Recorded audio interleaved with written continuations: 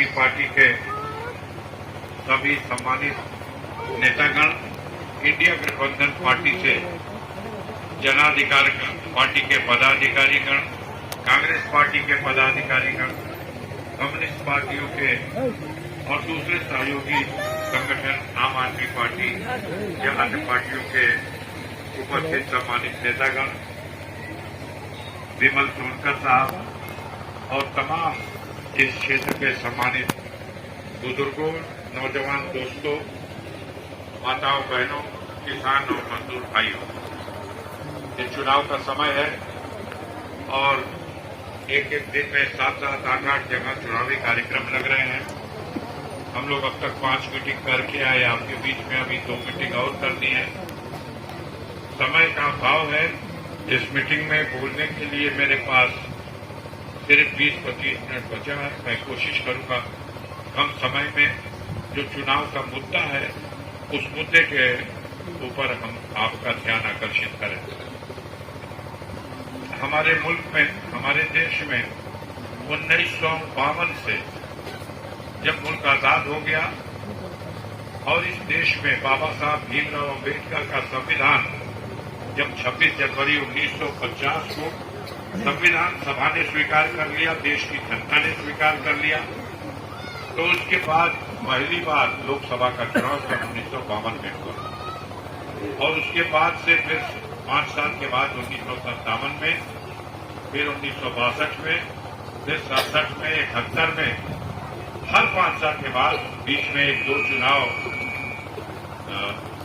मध्यावधि चुनाव हुए। ये प्रक्रिया चलती रही।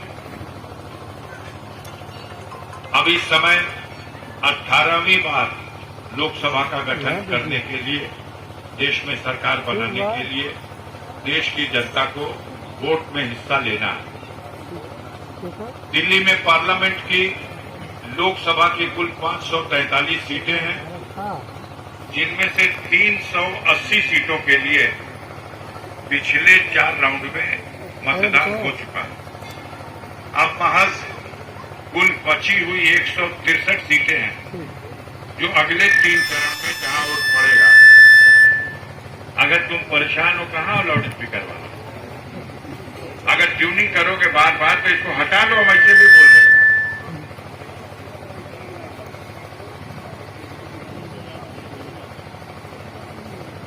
तो ये जो 168 बची हुई सीटें हैं, इन सीटों के लिए 3 चरण में और चुनाव होना है। सबसे अंतिम चरण में जब चुनाव होगा वो होगा 1 जून को, गाजीपुर, बनारस, बलिया, गोरखपुर तक। ये पूर्वांचल का ये इलाका, उत्तर प्रदेश का, ये अंतिम राउंड में यहां वोट पड़ेगा और फिर 4 तारीख को पूरे देश में जहां कहीं चुनाव हो चुके वहां, और जो आपका चुनाव होगा 1 को वो सब एक साथ गणना होगी 4 जून। अब दिल्ली में जो सरकार है, पिछले 10 सालों से नरेंद्र मोदी जी देश के वजीर आजम हैं, प्रधानमंत्री हैं और उनकी सरकार चल रही है। उससे पहले 2004 से 2014 तक देश के प्रधानमंत्री थे मनमोहन सिंह और कांग्रेस पार्टी की सरकार दिल्ली में थी। जब 2013 आया, 2014 आया चुनाव का साल, तो पूरे मुल्क में उस सरकार की नाकामियों को जनता के बीच में गिनाया गया, बताया गया कि देखिए मनमोहन सिंह की सरकार में महंगाई बहुत बढ़ गई, 400 रुपए का ये गैस का सिलेंडर बिक रहा है। महंगाई का आलम यह है कि 58 रुपए लीटर डीजल का दाम हो गया। ये 2014 की बात है। 65 रुपए लीटर पेट्रोल हो गया और हर चीज का दाम भागा जा रहा है। आप लोगों को, देश की जनता को चाहिए कि देश में खुशहाली लाना है तो इस सरकार को बदलिए और नरेंद्र मोदी के नेतृत्व में सरकार बनाइए। पेट्रोल 50 रुपए लीटर से नीचे बिकेगा, डीजल 40 रुपए से नीचे हो जाएगा और गैस का सिलेंडर तो 250 में देंगे। ये कुछ लोग बात कर रहे हैं, समझा दो उनको। बलराम पटेल जी, आप ही बकबक कर रहे हो। तो यहां स्थिति ये हो गई कि बदलाव तो हो गया, जनता ने देखा और सुना और सोचा कि हाँ भाई बहुत महंगा है, 400 का सिलेंडर है। मोदी के लोगों ने कहा 62 रुपया गिनिए तब $1 मिलता है। अमेरिका के डॉलर के मुकाबले भारत का मुद्रा रुपया वो बिल्कुल नीचे गिर गया है। हमारी सरकार बनाइए, हम बदल देंगे इस व्यवस्था को, डॉलर को 50 रुपए के नीचे कंट्रोल कर लेंगे। मोदी जी और उनके लोगों ने कहा कि अगर हमको मौका मिल जाए तो हम देश में भ्रष्टाचार खत्म कर देंगे। कहीं भी चोरी, बेईमानी, घूसखोरी, कमीशनखोरी, इसका तो नामो निशान नहीं रहेगा। हर तरफ सुख चैन होगा। थाने में कोई अपनी फरियाद लेके जाएगा तब पहले कुर्सी पे बैठा के बर्फी खिलाया जाएगा और बाद में ठंडा पानी पिला के उसका काम किया जाएगा। जनता भी इस सुनहरे सपने में, उसको भी अच्छा लगा। बहुत शानदार व्यवस्था देंगे मोदी जी। एक और बात कही उन लोगों ने इसी तारतम्य में कि इस मुल्क में बेरोजगारी बहुत है। पढ़े लिखे नौजवानों के हाथ में रोजगार तो है, लेकिन किसी के पास नौकरी है नहीं। अब मोदी जी ने कहा है भारत के नागरिकों, हे बेरोजगारों, अगर मोदी सरकार आ गई तो 2 करोड़ बेरोजगारों को हर साल रोजगार दे देगा। अब आदमी सोचने लगे कि 5 साल में तो 10 करोड़ लोग रोजगार पा जाएंगे और 10 साल सरकार रह गई तो 20 करोड़ देश बेरोजगार हो जाएगा। बिल्कुल कहीं कोई ऐसा नहीं होगा जिसको नौकरी न मिल जाए, रोजगार न मिल जाए।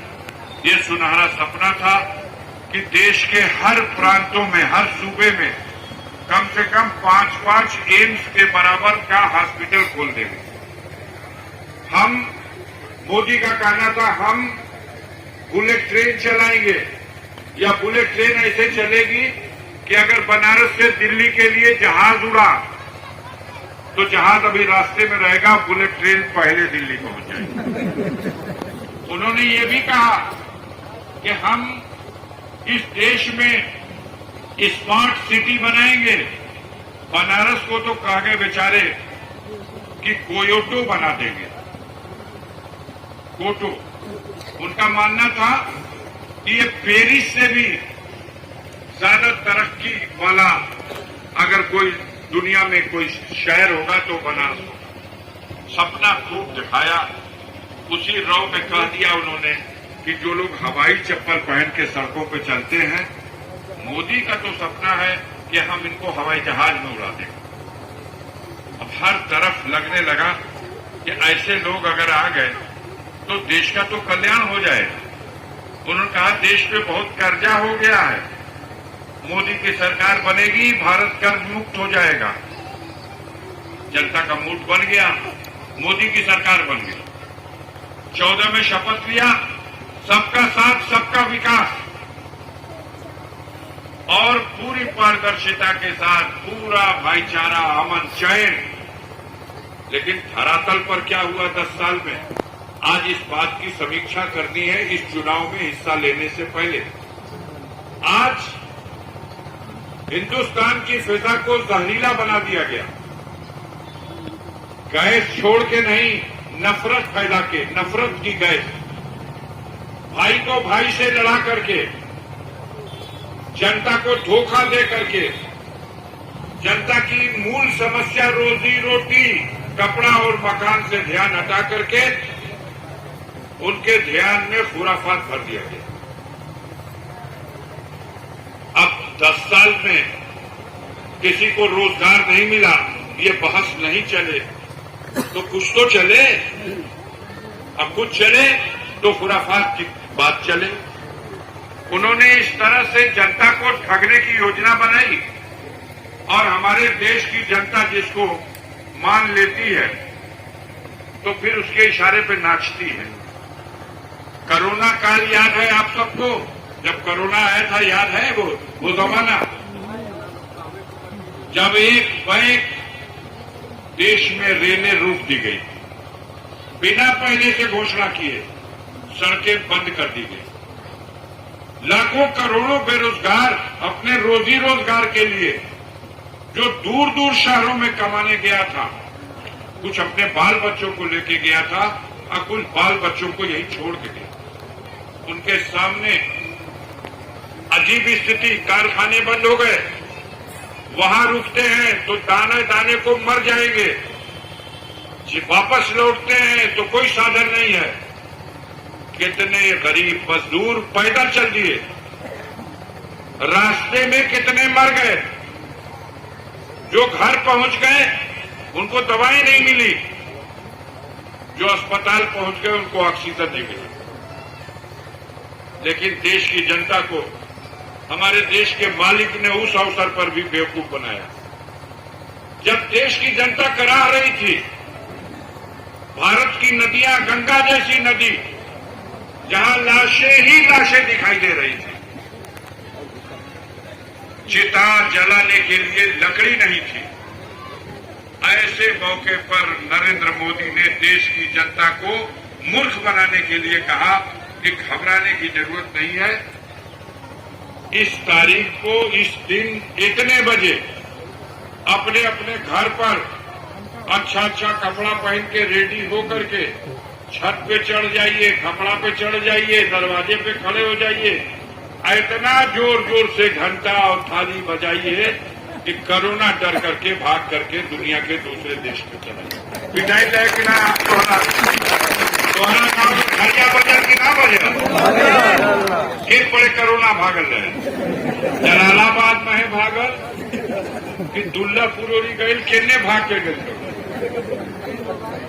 ये मूर्ख जनता देश की और देश के मालिक, क्या कमाल है। जब कुछ दिन बीता तो फिर परीक्षा लिए कि कहीं चालाक लोग हमारी मूर्खता को पकड़ तो नहीं लिए, हमारे चालाकी को। तो फिर कहे अच्छा सब अपना अपना घरे बत्ती बुता दे, तो रात ऐसा बीतल अनहार, एकदम अनहार, खाली मोबाइल का रोशनी में चमकावा जा कोरोना भागी होकर आंख चमक। ये तो हमारे देश के मालिक का हाल है। जनता को बेवकूफ बनाने के लिए कब क्या कह देंगे, क्या कर देंगे, कोई ठिकाना नहीं है। देश का प्रधानमंत्री है, अगर गांव का कोई बेवकूफ आदमी कुछ इन्ने उन्ने बोल दे तो अगर आदमी धल यहाँ के देखा ये झूठा का बोलता। हमारे देश के प्रधानमंत्री मोदी जी आए थे संत कबीर नगर में। कबीर दास रहा है एगो कवि, उन्हीं का समाधि स्थल पर अला है भैया कि हम कबीर दास का समाधि पे आयल पानी। ये राष्ट्र कवि रहा, इनकर कविता बहुत अच्छा रहे, ओमे राष्ट्र भक्ति रहे। आई बहुत बोड़ संतो रहना कबीर दास, इनके फूल चढ़ावत है, इनके चादर चढ़ावत है। आ वहां एक तरह मीटिंग को आयोजन भव्य प्रधानमंत्री अले वहां बोर्ड मीटिंग रहुए। जब फूल चादर चढ़ा लेना, कबीर दास का बखान कह लेना, तो बखान करत करत कहना कि देखा जा कि धरती बहुत पवित्र बा, जहां पर कबीर दास का ही समाधि बा, इहे वो स्थान बा कि ये स्थान पे एक बार गुरु नानक जी जो सिखन का गुरु रहना, वो गुरु नानक जी और एक बार बाबा गोरखनाथ जी और कबीर दास जी, ये तीनों जना बैठ करके अब कैसे संसार और समाज चलो यही का मंत्रण करते। ये बहुत पवित्र धरती का। और रो में बोल दे भगवान जाने उनका ज्ञान कहाँ से मिलता है। आप लोग तो विद्यालय चलाते हैं, बड़ा बड़ा बच्चों को पढ़ाते हैं, जरा बताइए गुरु नानक जी 1526 में बाबर आया था भारत में। अब 1530 में वर्णन मिलता है गुरु नानक का, सिखों के गुरु का, कि वो भारत में एक फकीर थे, एक संत थे। अव्वल अल्लाह नूर उपाया कुदरत दे सब बंदे, और एक नूर से सब जो उपजा कौन भले कौन बंदे। ये श्लोक था गुरु नानक का। तो उनका वर्णन है 1530 के आसपास। यही बात 2024 1530 आईने सुना जब बाबा गोरखनाथ को इनकर जब खोजा था ये भैया कब रहा हम प्रकट हुआ तई 100 साल ना रहुए अभी न ईस्वी रहुए न हिजरी रहुए अब 100 साल बनने ना रहुए द्वापर युग रहुए जब भगवान कृष्ण का तो वो युग में ही रहूआ और वो युग का आई 1530 का और कबीरदास मौजूदा इस सबकर मीटिंग करा देना मोदी जी यही जगह संत कबीर नगर में देश और दुनिया में शादी बनावट अपना है विश्व गुरु भाई बड़ा मोदी जी। तो आप इस जनता को क्या मूर्ख समझते हैं? कहाँ द्वापर और कहाँ आज कलयुग भेटे नहीं थे, सदियों का फर्क। लेकिन मोदी जी है तो राव में आ गए तो कुछ कह देंगे उसका कोई ठिकाने ना है। उस आसमान जमीन एक में मिला देंगे। झूठ बोलने के लिए अगर कभी विश्व में झूठ बोलने वालों का वर्ल्ड कप होगा तो हमारा देश, हमारा दावा है मोदी जी को अगर भेज दिया जाएगा तो गोल्ड मेडल जीत के लेकर चला जाएगा। इतना बड़ा देश भर करके झूठ बोले आप देश को बर्बाद कर दिए, नफरत परोस करके समाज को बांट दिया, बेरोजगारों को रोजगारी का वादा करके आपने जिसके पास रोजगार था उसको भी बेरोजगार कर दिया, ठगने का काम किया। 400 का सिलेंडर 1200, 58 रुपया लीटर का डीजल 90 रुपया, 65 रुपया लीटर का पेट्रोल 100 रुपया। बारे मोदी जी कहला कि हवाई चप्पल वालन के हम हवाई जहाज में उड़ाई। अब भारत सरकार का एयरलाइन से तू बेच दिला, एयर इंडिया टाटा के बिका गए।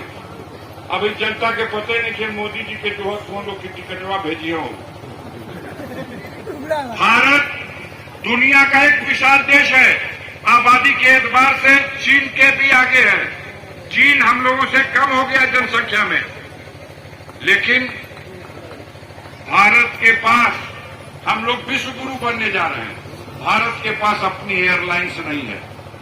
गाजीपुर जिला का आबादी के बराबर जो देश है उनके पास भी अपनी एयरलाइंस है, लेकिन भारत की एक एयरलाइंस थी, जिस एयरलाइंस को एयर इंडिया या इंडिया एयरलाइंस कहा गया, जो मोदी जी बनेले ना रहा इंदिरा जी का जमाना में बनल रहे, वो एयरलाइंस मोदी जी ने बेच दी और उसके बाद भी विश्व गुरु है।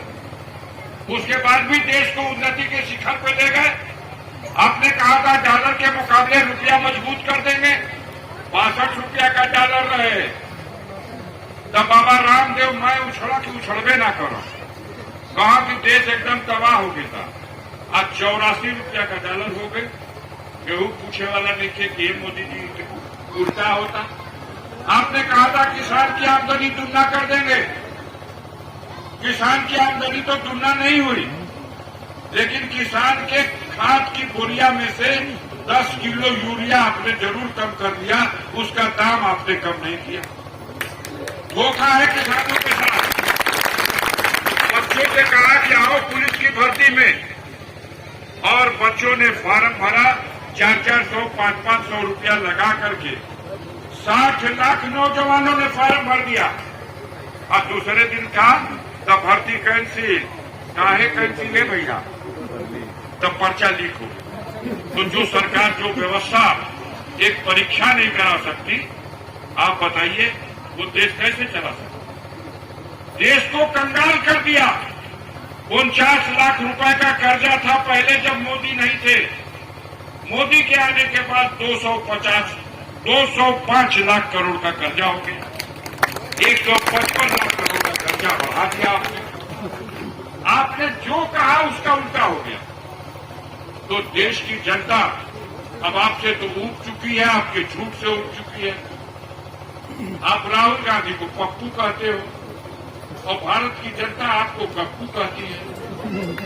अब पप्पू है वो कि गप्पू आप है, ये तो देश की जनता देख रही, जिसको आप पप्पू कहते थे वो तो यात्रा निकाला और पूरे भारत में 10,000 किलोमीटर उसने पैदल यात्रा कर दी।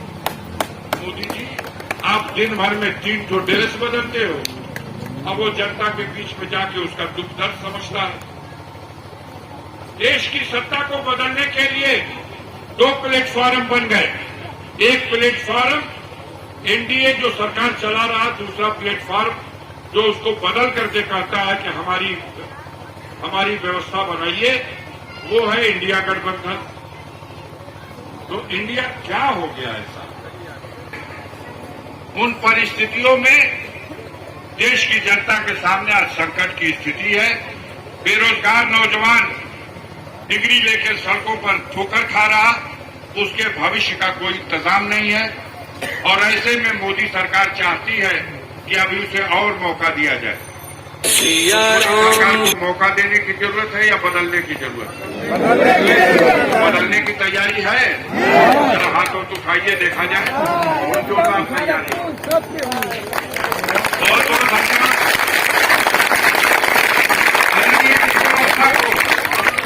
इस व्यवस्था में कुछ न किया न कुछ होना है। एक काम में देश के खजाने से 11 अरब रुपया निकाल करके विज्ञापन के नाम पर मीडिया को दिया गया। और जितना टीवी चैनल, अखबार, रेडियो, टीवी है, इसमें आपको सच्चाई कभी देखने को नहीं मिलेगी।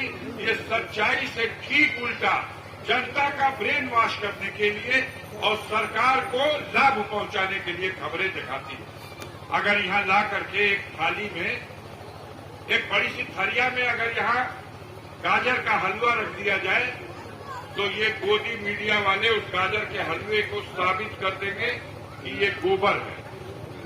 और बगल में एक खसिया गोबर ला के रख दिया जाए, तो ये मीडिया के भाई जो गोदी मीडिया है, इस गोबर को कह देंगे सब यही असली घी में बनाया हुआ गाजर का हलवा है।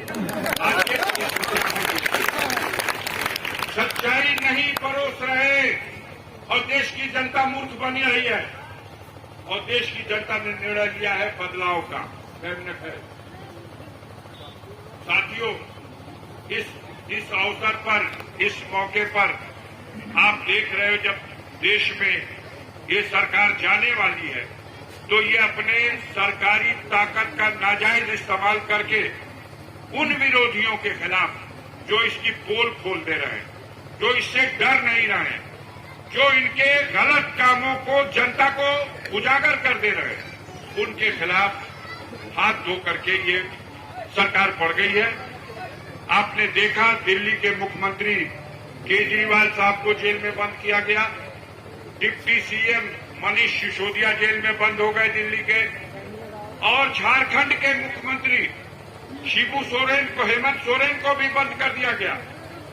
सारे लोग जो भी इनका विरोध करने वाले हैं, संजय सिंह राज्यसभा का एमपी, उसको बंद कर दिया गया। हमारे के ऊपर ये पूरे उत्तर प्रदेश और दिल्ली की सरकार, ये डबल इंजन वाली सरकार, 5 साल से इनका बुलडोजर लगातार हमारी जड़ें खनने की कोशिश कर रहा है। आप लोगों को भी खबरों में देखने को मिलता होगा। कभी दुकानें गिरा दिया, कभी स्कूल गिरा दिया, कभी अस्पताल गिरा दिया, कभी घर गिरा दिया, कभी खेत खलिहान, बाग बगीचा कुर्क कर दिया। किसी भी तरह से ये लोग बस हो जाए, विरोध बंद कर दें, हमारे सामने घुटना टेक दे, इस अरमान के साथ ये जुल्मियों की सरकार लगातार हमलावर है। अभी पिछले मार्च के महीने में हमारा छोटा भाई मुख्तार अंसारी, जो बांदा के जेल में बंद थे, उनको धोखे से खाने में इन लोगों ने 19 तारीख को रमजान के महीने में जहर मिला करके खाना खिला दिया। जैसे ही उन्हें इस बात का एहसास हुआ, उन्हें जहरीला खाना खिलाया गया। उन्होंने जब वीडियो कॉन्फ्रेंसिंग से कोर्ट के सामने पेशी हुई, तो खुद जज को बता दिया कि मुझे तो जहर खिला दिया गया है जज साहब। अपने वकील को बुलाया और उनको लिख के दे दिया कि हमको तो जहर दे दिया गया है, ये स्लो पॉइजन है, और ये लोग कह रहे हैं कि 8 से 10 दिन में ये इस जहर के असर से मर जाएंगे। अब इस हालत में जो आपके ही कैद में है, आप उसको जहर खिला रहे, इससे बड़ी गद्दी और क्या बात हो सकती है। इतने बड़े जालिम हैं ये लोग कि उसका इलाज भी नहीं करने दिए। सुप्रीम कोर्ट गए हम लोग, हाई कोर्ट गए, अदालतों में भागते रहे, बांधा भी गए। एक दिन के लिए उनको जेल लाया गया 26 तारीख को, जेल से अस्पताल। लेकिन जब हालत में कुछ जेल अस्पताल में सुधार हुआ तो उसी दिन सुबह 4 बजे भोर में बांदा के मेडिकल कॉलेज में भर्ती हुए। और उसी दिन जब हम मिलकर लौटे तो उसी दिन शाम होते होते 5-6 बजे उनको फिर वापस जेल के उसी काल कोठरी में भेज दिया, जहां एक दिन और वो 27 तारीख को जिंदा रहे। और 28 तारीख को उस जहर के असर से इतना असर उसका फैल गया कि उनकी जान आखिर चली गई और वो रुखसत हुई। अब इन लोगों ने एक नाटक किया कि मुख्तार को जेल में हार्ट अटैक आ गया था। हम लोग अस्पताल लेके गए थे, बचाने की कोशिश किया, लेकिन डॉक्टर बताते हैं कि वो बच नहीं सके, इसलिए उनकी मौत हो। हम लोगों ने मांग किया कि उनके लाश का पोस्टमार्टम एम्स के डॉक्टरों से करा दो, लेकिन जो डॉक्टर जहर खिलाने वाले हैं और जहर देने वाले हैं और जहर का इलाज न करने वाले हैं, वो डॉक्टर ही पोस्टमार्टम किए। नाटक करके खुद ही जांच कर रहे हैं और उनका मकसद ये है कि किसी भी तरह से उनके परिवार के लोगों का मनोबल तोड़ दिया जाए। ये परिवार ऐसा परिवार है जो देश की आजादी की लड़ाई में लड़ा है, जिसने सीमाओं की रक्षा में कश्मीर को बचाने के लिए अपनी कुर्बानी दी है। जिस परिवार के बुजुर्गों ने, उस परिवार को इनका अरमान है, इस हुकूमत का अरमान, कि वो अपने जुल्म से पस्त कर दे, झुका दे। अगर ये लोग झुक जाएंगे तो फिर कोई दूसरा मुकाबला करने वाला इस पूर्वांचल में खड़ा नहीं होगा। ये उनका लोगों ने भी कसम खा रखी है कि जो दुनिया में आया है उसे दुनिया से जाना जरूर है, जिस दिन वक्त पूरा हो जाएगा। लेकिन जब तक इस आदमी इस दुनिया में है, जुल्म के खिलाफ लड़ना हमारे ईमान की अलामत है। इसलिए हमने तो तहैया कर रखा है। हम जालिमों तुम्हारे सामने घुटना टेकने वाले नहीं है। तुमने 5 साल तक हमारी जड़ें खाने की कोशिश की, जितनी भी नुकसान पहुंचा दिया। अब वक्त आ गया है कि हम इस पूर्वांचल से इसकी सरकार की जड़ें खन करके और केंद्र में नरेंद्र मोदी की सरकार का पतन करा देंगे, तब भी चैन से सांस लेंगे। इस लड़ाई में हम आपसे मदद मांगने आए हैं, हम आपसे सहायता मांगने आए हैं। जालिमों से लड़ने के लिए और गरीबों की मदद करने वालों को ये जालिम जिस तरह से कुचल रहे हैं, उसकी ताकत को बढ़ाने के लिए पहली तारीख को, आने वाली पहली तारीख को अपना बटन साइकिल वाले निशान पर दबा करके गाजीपुर में नया इतिहास नरेंद्र मोदी और मोदी को ये पता चल सके कि जुल्म के बल पर दबाया नहीं जा सकता जनता के फैसले को। आज यहाँ पर भी जो हम कई मीटिंगों में गए, जो भी मिला, प्रधानों को धमकी दी जा रही है, फोन कर करके धमकी दी जा रही है, स्कूल चलाने वाले मैनेजरों को धमकी दी जा रही है, राशन के दुकानदारों को धमकी दी जा रही है। दिल जीत करके तुम अपना किसी को बना नहीं सकते, तो तुम्हारी धमकी के सामने कोई हो सकता है निगाह थोड़ी देर झुका दे, लेकिन तुम्हारा साथ मेरी मदद कीजिएगा, मेरा साथ दीजिएगा। जिसके कानों तक मेरी बात नहीं पहुंच सकी, उसके कानों तक मेरी बात पहुंचा दीजिएगा। इन्हीं बातों के साथ अपनी बात को खत्म करते हुए आप लोगों से विदा लेना चाहता हूं। धन्यवाद। जय भीम, जय भारत, जय समाजवाद।